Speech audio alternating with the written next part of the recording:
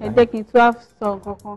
Mo rántí nígbà tí mo wà ní iléèwé primary, ó ní ọmọ kíláàsì mi kan nígbà yẹn mo pa ṣì kéré, gbogbo ìgbà ni kíní yìí máa ń gbé, àgàgà tẹ́bí bá ń pa, bóyá time tí gbogbo wa bá fẹ́ jẹun tí kò kọ́sán yẹ́ òun fi bẹ́ẹ̀ máa ń fún lóúnjẹ nígbà yẹn. Mo rántí tí gbogbo wa bá ń jẹun tó bá dájú kíní yẹn á kọ́ gbé.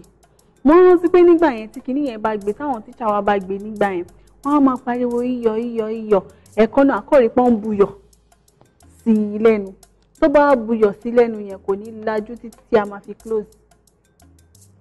Tó bá lago ìlọlé ló ṣẹ̀ máa lajú. Ṣé oògùn iyọ̀ náà tún wà lára nǹkan tá ó yẹ ká máa bu iyọ̀ sí wọn lẹ́nu?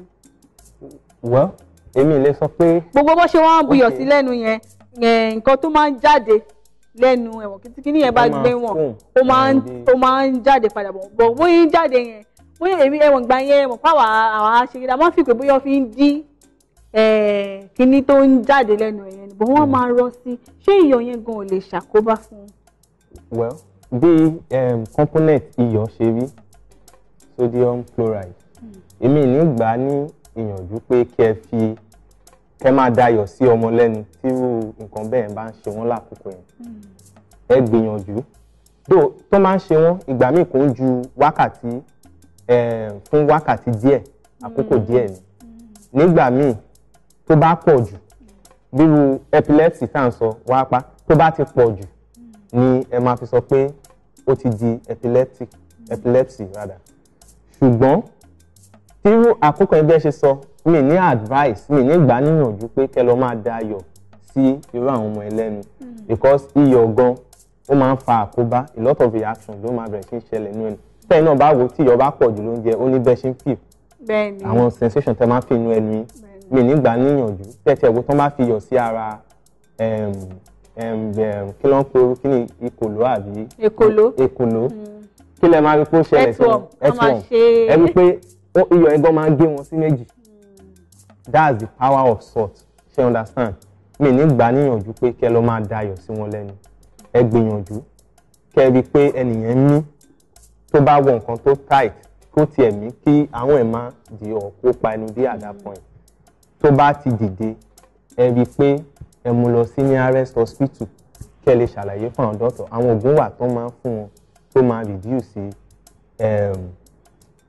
rate tí ọpọlọ yẹn fi ń ṣiṣẹ́ kí ó má bàa fa seizure or wárápá ìmíì at that point. Àwọn dókítà máa ṣàlàyé ìyẹn. Ṣùgbọ́n nǹkan tí àwa ń ṣe as occupational therapist ni pé a máa ń help àwọn ọmọdé, even àwọn psychologists too should come in at this point, because bí àwọn ọmọ yẹn ṣe ń ronú ìmíì ó yàtọ̀. Tá bá rí pé àwọn ọmọ míì máa tend towards having memory loss, nǹkan tí a máa ń ṣe ni pé a máa ń fún wọn ní àwọn activity which we term as our own treatment models tí a máa ń ṣe fún wọn kí ọpọlọ wọn bá lè máa ṣiṣẹ́ dáadáa. Then tí irú àwọn ọmọ yìí nígbà míì a máa rí pé bírú muscle activity àti ẹran ara bọ́n ṣe ń ṣiṣẹ́ sí, bírú nígbà tí wápá bá gbé ọmọ míì, ẹ kàn máa rí pé gbogbo ara le kankan. Ìmíì ó mọ nǹkan, ó ń ríran, ó ì máa wòran, ó máa mọ gbogbo nǹkan tó ń ṣẹlẹ̀, but ìyẹn ló ń pè ní victimal accountant yẹn. But irú àwọn wápá yẹn wà, ẹ̀rí pé rí dókítà. Ìmíì tó wà tó jẹ́ pé ara ò ní gan, á kàn dúró, á kàn ṣubú ni, you understand? Kò ní máa gbọ̀n. Irú àwọn èèyàn bẹ́ẹ̀ wọn ò ní gbọ̀n, wọ́n dúró, wọ́n kàn ṣubú ni. Ìyẹn túmọ̀ sí pé ìyẹn ló ń pè ní myotonic. Ìgbà míì wà tó yẹ pé wọ́n ní wá mọ́ra mọ́, irú àwọn bẹ́ẹ̀ wọ́n ní mọ́ra mọ́, wọ́n kàn wà ńlẹ̀ bẹ́ẹ̀ ni. Ẹ lè ṣàánú wọn kẹ́gbọ́n lọ hospital, kò wà contagious. Fún àwọn olùkọ́ tó ń wo ètò yìí, ẹ rí i pé ẹ sọ fún àwọn ọmọ níléèwé yín wípé àìsàn yìí wọn ò lè kó, bíi pé kó wà contagious, kó wà contagious. Ẹ ṣàánú àwọn ọmọ yẹn náà nígbà tí ó bá ṣe wọ́n tán, ẹ wá sẹ́gbẹ̀ẹ́ wọn, ẹ bá wọn sọ̀rọ̀ pẹ̀lẹ́, ṣé ó wà okay, kẹ́ má máa tì wọ́n sẹ́gbẹ̀ẹ́ kan wọ́n fìfẹ́ hàn sí wọn. ẹ fìfẹ́ hàn sí wọn so that a lè help àwọn ọmọ wọ̀nyí psychologically. ìbéèrè tí mo ti fẹ́ béèrè lọ́wọ́ yín ni pé irú àwọn ọmọ tó bá ní ìwà àrùn báyìí ṣó yẹ kó wà níbi tí ariwo wà? ṣé ariwo ní í ṣe pẹ̀lú nǹkan tí wọ́n gbọ́dọ̀ yẹra fún? ok nígbà míì sound ó pẹ̀lú àwọn nǹkan tó lè ṣẹlẹ̀ tí tó máa fẹ́ kí kíní ẹ̀ nígbà tí wápà yẹn bá fẹ́ ṣe àwọn ọmọ wọn. táriwo yẹn bá pọ̀ jù. táriwo bá pọ̀ nígbà míì because máa ṣàlàyé táriwo bá pọ̀ etí náà ló ń gba ariwo wọlé ṣé yẹn etí máa gba wọlé àwọn bí ọpọlọ ṣe ń ṣiṣẹ́ á kó àwọn mẹ́sẹ̀gì yẹn á kó lọ sí orí ọpọlọ náà fẹ́ interpret gbogbo messages tí ó wà yẹn tó bá di ìgbà míì á kàn lead lọ sí excessive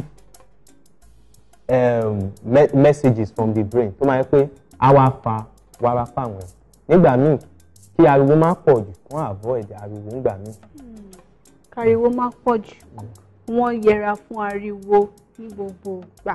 ní aráalé ẹ ti gbọ́ nǹkan tí àlejò wa sọ nípa nǹkan tá à ń sọ̀rọ̀ lórí ẹ̀ látàárọ̀ àrùn wárápá.